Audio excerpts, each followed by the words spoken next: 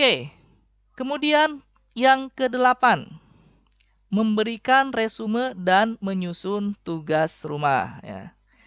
Nah, di sini tugas kita adalah membuat ringkasan tentang sesi awal yang sudah kita lakukan. Mari kita buat ringkasan.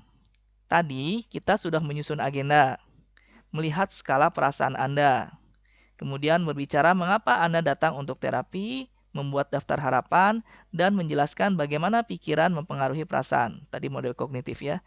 Kita juga berbicara bagaimana terapi ini akan bekerja atau berapa lama terapi ini akan bekerja. Ya, bisa 6-14 sesi atau 6 bulan, 2 tahun gitu ya kita jelaskan pada klien. Kita akan melakukan dua hal besar nantinya, bekerja mengatasi permasalahan dan mewujudkan harapan yang ada, serta merubah pikiran Anda ketika tidak akurat atau tidak realistis.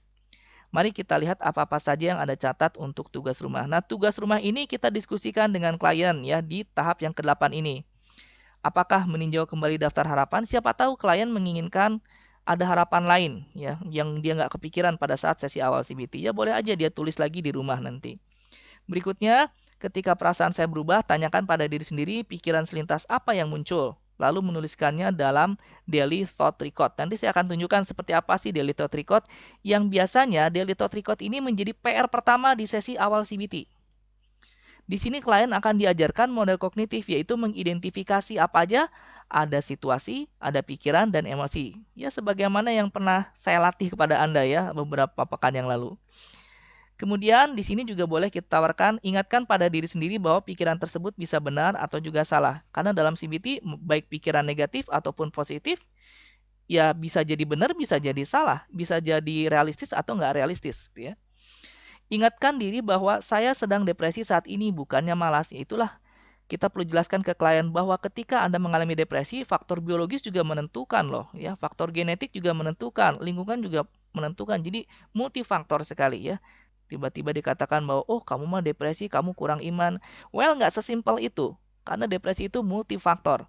Orang yang tingkat keimanannya tinggi, kemudian dia kurang makan makanan zat yang mengandung triptofan untuk penghasil serotonin, bisa aja dia depresi. Meskipun secara perilaku sehari-hari nggak begitu terlihat, tapi tetap aja dia bisa mengalami alam perasaan depresi. Nah, itu sebabnya lah segala sesuatunya tampak berat dan membebani. Nah, umumnya kan simptom depresi ini paling sering ke-trigger oleh moodnya ya, atau sensasi fisiologisnya. Bisa jadi karena perasaannya tuh menjadi situasi spesifik. Atau sensasi tubuhnya juga bisa menjadi situasi spesifik. Masih ingat kasus yang kemarin ketika, aduh pagi gini badan saya udah kerasa lemas aja nih. Kayaknya percuma aja saya pergi ke kampus untuk ngerjain ujian gitu ya. Nah, masih ingat?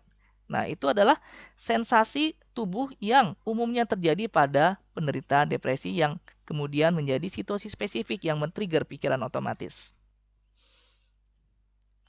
Nah, inilah daily thought record. Ya, di sini klien nanti akan mencatat apa saja sih yang muncul selama sesi awal dan di sesi tengah nanti, ya. Untuk pertemuan berikutnya. Jadi dia akan catat di rumah. Jadi kalau dia mulai merasa nggak nyaman nih, merasa tertekan, tulis segera, oh saya sedang merasa tertekan, misalnya sedih, skalanya 7. Kemudian dia catat juga kapan situasinya. Mungkin pada saat dia ditinggalkan sama teman, kemudian dia juga akan mencatat pikiran apa aja yang muncul pada saat itu, ya. Bisa jadi satu, bisa jadi banyak. Nanti ini kita akan evaluasi di sesi berikutnya. Yang kesembilan, memperoleh umpan balik dan menutup pertemuan. Meminta umpan balik dapat menguatkan raport atau menguatkan hubungan kita dengan klien, hubungan terapeutik. Menyiratkan bahwa terapis peduli tentang apa yang dipikirkan oleh klien, memberikan kesempatan pada klien untuk berekspresi dan memberikan kesempatan pada terapis untuk menyelesaikan berbagai kesalahpahaman yang ada.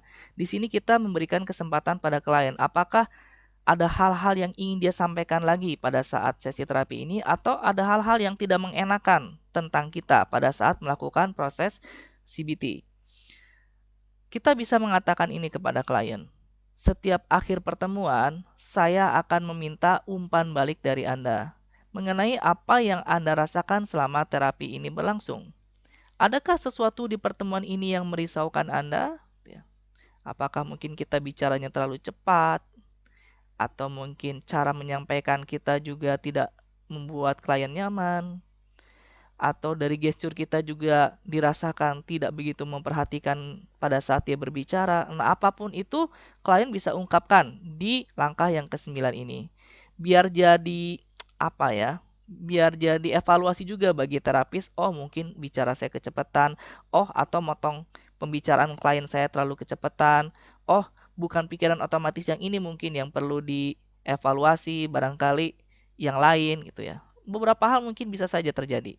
Nah, bila aktivitas diri dirasa klien memberatkan, tadi kan kita memberikan tugas rumah ya, entah itu menulis daily thought record, kan kita boleh tanya, dari skala 0 sampai 100%, seberapa mau sih kamu melakukan daily thought record setelah sesi terapi ini? Ingat, kalau klien bilang 90%, artinya kemungkinan besar klien akan melakukannya. Kalau 80-70%, kemungkinan dia akan melakukannya pada saat dia mau datang di sesi terapi berikutnya, ya entah sejam sebelumnya gitu ya. Kalau dia jawabannya 50% mau melakukannya, kemungkinan besar dia tidak akan melakukan tugas rumah. Apa yang dilakukan kalau dia misalnya tidak ingin melakukan tugas rumah, ya sudah, tinggalkan saja dulu. Kita nanti akan bahas di sesi berikutnya.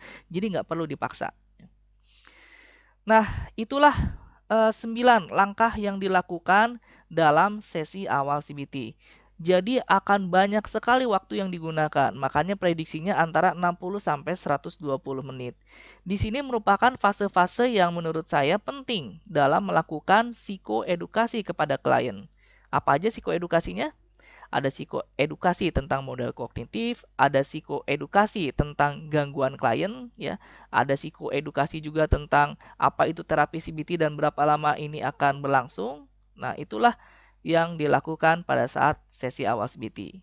Bila ada hal-hal yang ingin ditanyakan, nanti kita diskusikan.